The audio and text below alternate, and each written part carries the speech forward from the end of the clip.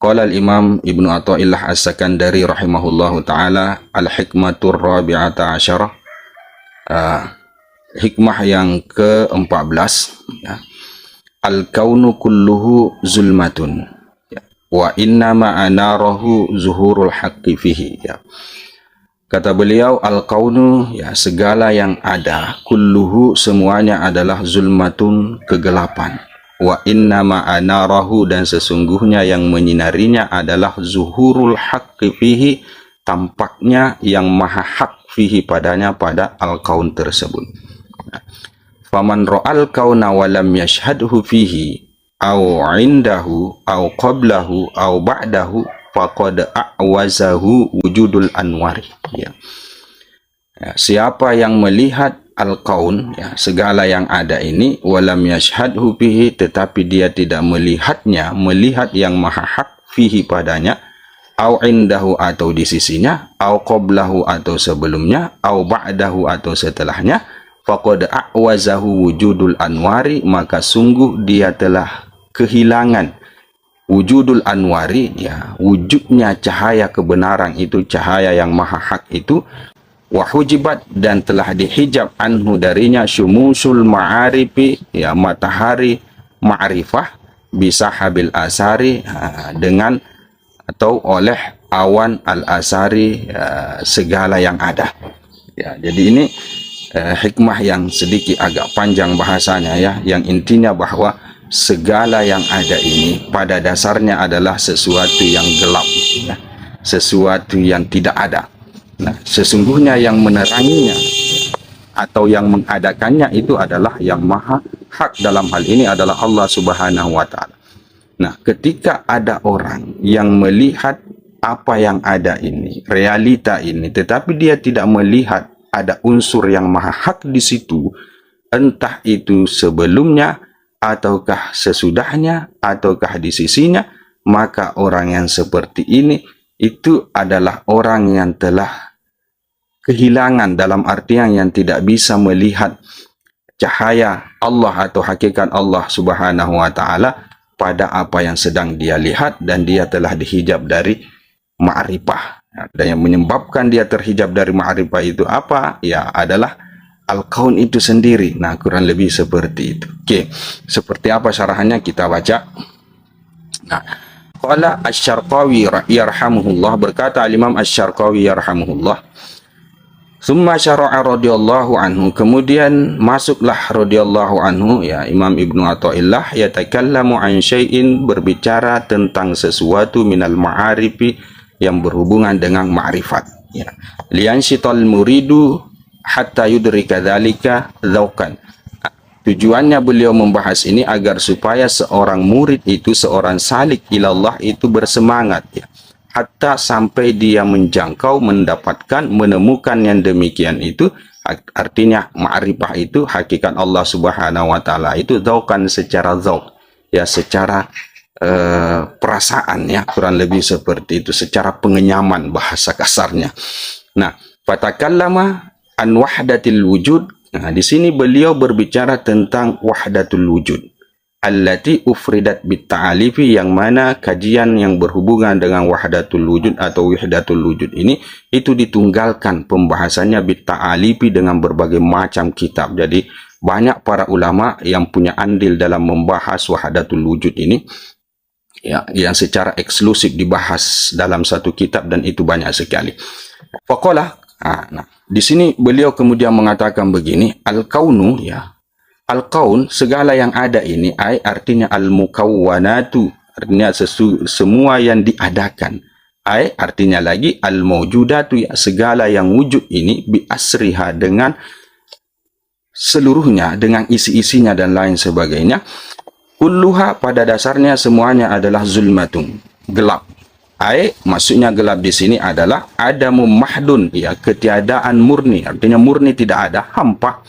La wujudalahu, tidak ada wujud baginya, fi nazari arbabis syuhud, dalam pandangannya orang-orang yang berada pada makom syuhud. Orang-orang yang sudah berada di tahap ini, mereka beranggapan, dan inilah kesimpulannya apa dia? Bahwa alam ini, jagat raya ini, atau bahasa maupun realita ini adalah sesuatu yang sebenarnya hampa, tidak ada.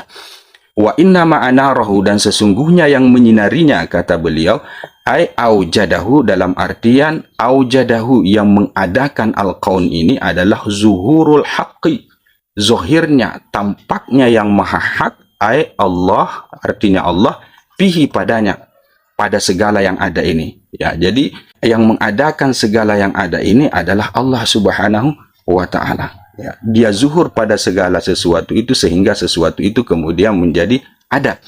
Nah, kazuhuri syamsi fil quwwati dzati zujat, ya, sama dengan tampaknya munculnya matahari fil quwwati, pada suatu lubang dzati zujat yang memiliki kaca. Jadi diibaratkan dalam ruangan yang gelap, kurang lebih seperti itu, kemudian ada bolong, ya, ada lubang yang ada kaca di situ dan matahari kemudian timbul masuk. Nah, seperti itulah kemudian segala sesuatu itu muncul, terlihat dari kegelapan tersebut karena adanya cahaya yang masuk dari balik lubang tersebut. Nah, walaisa hunaka illa wujudu wahidun, tiadalah hunaka pada saat itu melainkan wujud yang satu.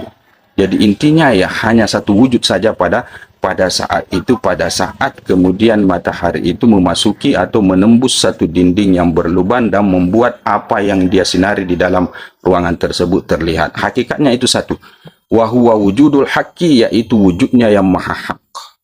Wa bizuhurihi fil asya, dan dengan zohirnya, tampaknya yang maha hak ini fil asya'i, pada segala sesuatu, wujidat, maka sesuatu itu pun kemudian ditemukan. Artinya kemudian sesuatu itu pun ada, terlihat, ala hasbi ma taqtadihi taba'iha, ya, sesuai apa yang dituntut tabiatnya. Artinya sesuai dengan esensi atau tabiat sesuatu itu, ya, kalau dia misalnya batu ya batu, kalau dia warna hitam warna hitam, kalau dia manusia manusia, kalau dia pohon dan seterusnya, itu maksudnya mataqdihi taba'iha. Jadi ketika zuhurnya Allah Subhanahu wa Ta'ala ada pada sesuatu tersebut, kemudian sesuatu itu menjadi tampak. Oke. Walaysa laha wujudun fi dzatiha, dan tiadalah bagi dia, bagi sesuatu tersebut, asya tersebut, wujud fi dzatiha, pada zatnya. Zat sesuatu itu yang kita lihat, yang kita rasa, yang kita raba ini, ya, itu bukanlah wujud dirinya, ya, bukanlah wujud zatnya, ya. Artinya bukan wujud hakikat itu, apa yang kita lihat di sekeliling kita ini, atau al-kaun ini bahasa di sini, ya.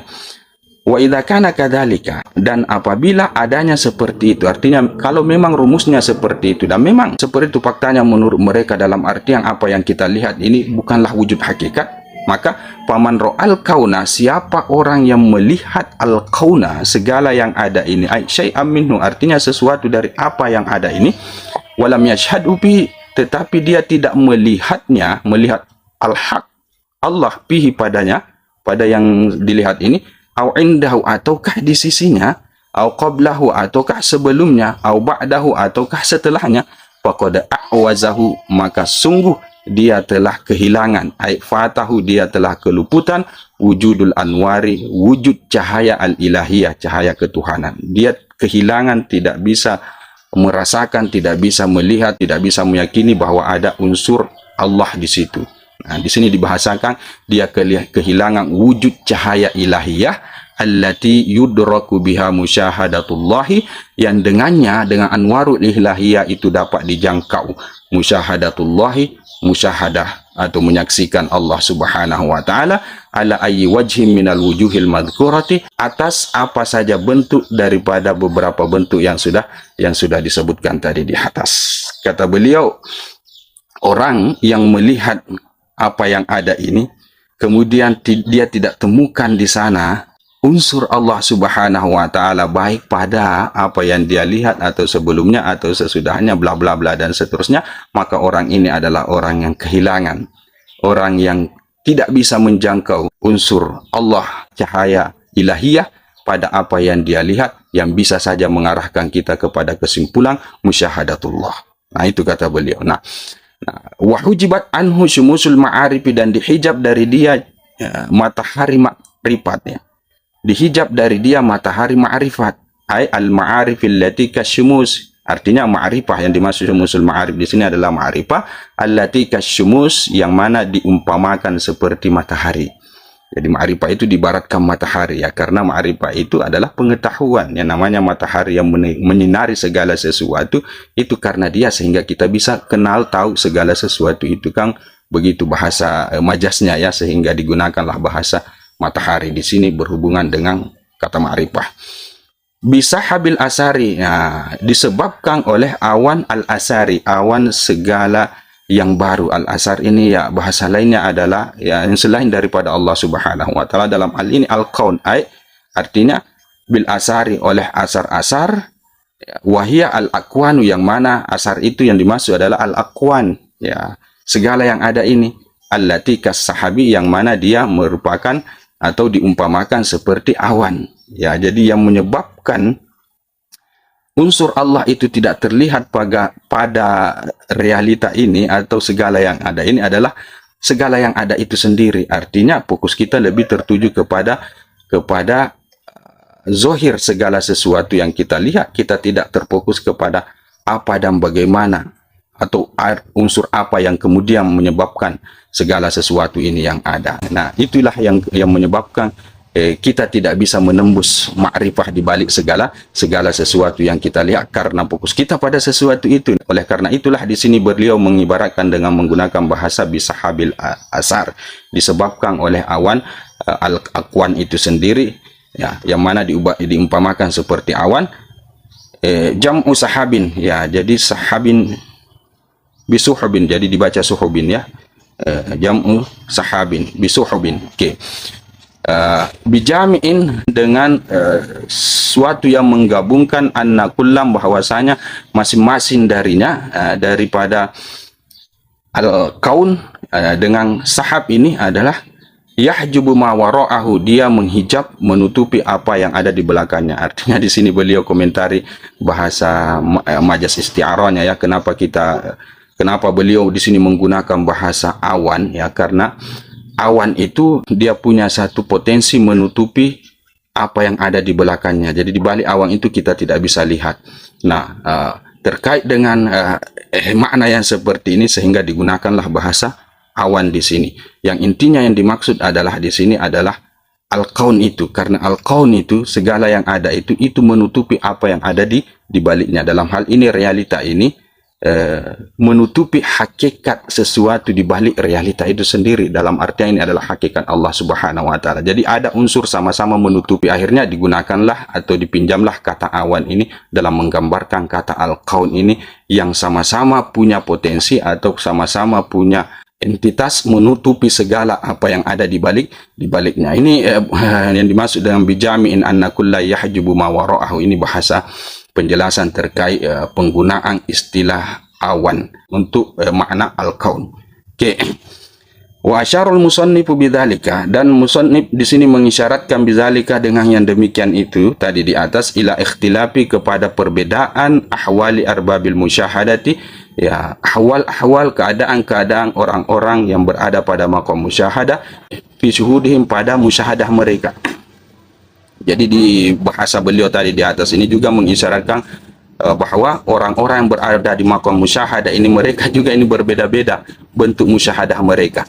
Nah, paminhum, di antara mereka, may yusyahidul al-mukawwin, may yusyahidul mukawwin qabla al-aqwan, ada yang menyaksikan al-mukawwin, yang mengadakan sebelum yang diadakan. Ada yang melihat, bahasa langsungnya Allah di sini sebelum makhluknya, kurang lebih seperti itu. Nah, fa idza waqa'a basaruhu ala syai'in, jika mengarah pandangan dia ala syai'in, terhadap sesuatu, ya, kehayawanin seperti hewan misalnya atau apa saja, yusyahidu qiyamal haqqi wa zuhurahu fihi, maka dia akan menyaksikan, akan melihat qiyamal haqqi, berdirinya yang maha hak pada sesuatu itu, pada hewan tersebut, wa zuhurahu, dan tampaknya yang maha hak fihi, padanya, pada hayawan tersebut. Ya, jadi ketika dia melihat ya, hewan misalnya seperti itu, nah pada saat dia lihat hewan itu, maka yang ada di benaknya adalah dia lihat ada unsur al-haq yang maha hak di hewan tersebut dan juga tampak dia di hewan tersebut. Wa annahu, dan sesungguhnya dia al-muharriku, dialah yang menggerakkan, wal musakkinu atau muskinu, dan dia juga yang mendiamkan lahu bagi hewan tersebut, qabla ayakhtura lahu, sebelum terlintas di benaknya, kaunuhu, adanya sesuatu yang dia lihat itu adamian, manusiakah, au syahin, ataukah hewan, kambing, tawilan, tinggikah, au qasiran, ataukah rendah, ila ghairi dzalika, ya, sampai dengan yang lainnya. Dalam hal ini ada di antara mereka ini arbabul musyahadah yang melihat yang maha mengadakan, al-muqawwin di balik al-aqwan, dia melihat Allah di balik apa yang dia lihat, dalam hal ini makhluknya, seperti misalnya dia melihat hewan. Nah, kurang lebih seperti itu. Ketika matanya tertuju pada hewan itu, maka yang pertama kali muncul di benaknya adalah ada unsur Allah di situ, dia yang menggerakkan, dia yang mendiamkan. Nah, barulah kemudian muncul ya di benaknya justifikasi penilaian yang dia lihat itu, apakah itu hewankah, apakah itu kambingkah, apakah itu manusia, dan lain sebagainya. Jadi penilaian terhadap yang dia lihat itu berada pada urutan kedua. Urutan pertama adalah yang menggerakkan, yang mendiamkan, yang mengadakan, bla bla bla, dan lain sebagainya. Dalam hal ini adalah Allah Subhanahu wa taala, atau bahasa di sini disebut dengan al-mukawwin. Itu dulu yang muncul di benaknya. Nah, itu ada tingkatan orang-orang yang berada di maqam musyahadah yang seperti itu, cara mereka ya melihat segala sesuatu. Wa minhum, dan di antara mereka man yushahiduhu fihi, ada yang melihat al-mukawwin, dalam hal ini Allah Subhanahu wa taala, fihi, padanya, pada makhluknya, pada al-aqwan tersebut, wa huwa dzarfun muttasaun, dan ini adalah bagian yang sangat luas. Ini sisi pembahasan yang sangat dalam, itu kata beliau. Jadi ketika dia lihat realita ini, dia lihat fakta yang ada di sekelilingnya ini, dia lihat materi yang ada di sekeliling dia ini, maka dia lihat yang maha hak di situ. Tidak seperti yang tadi, dia lihat dulu yang maha hak, barulah kemudian materi yang dia lihat itu. Tapi ini dia langsung lihat yang maha hak di situ. Wa hadza taqribul lil afham. Nah, ini bahasa yang mendekatkan kepada pemahaman saja. Artinya bahwa dia lihat yang maha hak di situ, atau al-mukawwin di situ. Ini adalah bahasa yang digunakan oleh orang-orang arbabus musyahadah ini untuk memudahkan pemahaman saja ya. Selebihnya, bagaimana melihat yang maha hak di situ, bagaimana melihat yang maha hak pada sesuatu itu pembahasan yang sangat jauh. Nah, wa illa, jika tidak, artinya jika kita tidak berbicara terkait dengan ini merupakan bahasa yang mendekatkan kepada pemahaman, kita mau berbicara tentang masalah hakikatnya, fahadza amrul la yudraku, maka ini kata beliau adalah perkara yang tidak bisa dijangkau illa bidzauqi, kecuali dengan dzauq, dengan perasaan, ya, kurang lebih seperti itu. Wa makana kadzalika, dan apa yang adanya seperti itu, artinya yang hanya bisa dijangkau oleh perasaan atau dzauq, taksuru anhul ibaratu, maka ibarat-ibarat itu tidak akan mampu untuk menggambarkannya. Taksur, kasih taksir, ya, ringkas, ya, tidak jelas, tidak mengena ibarat-ibarat tersebut dalam menggambarkan apa yang sedang dialami oleh dzauq tersebut. Oleh karena itu, maka pembahasan ini adalah pembahasan muttasa, kata beliau, karena apapun ibarat, apapun bahasa yang kita gunakan dalam menggambarkan dzauq kita ketika melihat sesuatu, dan pada saat itu juga kita melihat Allah di sesuatu itu, maka itu adalah pembahasan yang susah dibahasakan lah, kurang lebih seperti itu. Makanya kajian-kajian yang berhubungan dengan ilmu hakikat ini biasa digambarkan dengan kajian az-dzauqiyah, ya. Dalam hal ini tidak bisa ibarat itu menggambarkan apa yang ada pada dzauq itu. Oleh karena itu, kesimpulan tentang hakikat tidak akan pernah terjadi. Kenapa? Karena dia adalah bahasan-bahasan dzauq. Ya, saya rasa seperti itu saja dulu apa yang bisa kita sampaikan pada pertemuan yang kali ini. Hadza billahi taufik. Kita tutup dengan kafaratul majlis. Subhanakallahumma bihamdika asyhadu an la ilaha illa anta astaghfiruka